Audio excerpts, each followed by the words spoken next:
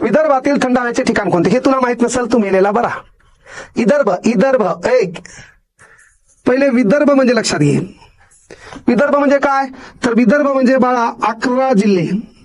विदर्भ म्हणजे 2 प्रशासकीय विभाग. मग 2 कोण तर एका प्रशासकीय विभागाचं नाव अमरावती आणि एका प्रशासकीय विभागाचं नाव नागपूर. मग याच्यामध्ये जिल्हे 5 तालुके 56 याच्यामध्ये जिल्हे 6 तालुके 64. मग विदर्भामध्ये एकूण तालुके किती तर 120. विदर्भामध्ये जिल्हे किती तर 11. त्याला विदर्भ म्हणतात. मग या विदर्भामध्ये तुम्हाला विचारलं अमरावती प्रशासकीय विभाग तर बघा नाव माहित पाहिजे. पहिला जिल्हा अमरावती. अमरावतीच्या नंतर इथं जिल्हा बुलढाणा. बुलढाण्याच्या नंतर अकोला. या अकोल्यातून 1 जुलै 1998 निर्माण झालेला भुसनाळ्या तोंडाच्या उत्तर माहित पाहिजे आपल्याला वाशिम.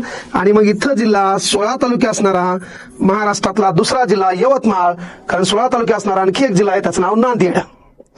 खरं.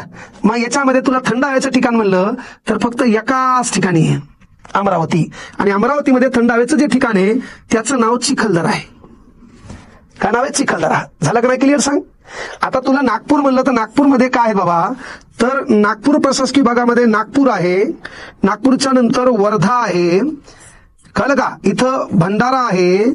भंडाऱ्यातून निर्माण झालेला 1 मे 1999चा गोंदिया आहे. त्याच्यानंतर चंद्रपूर आहे.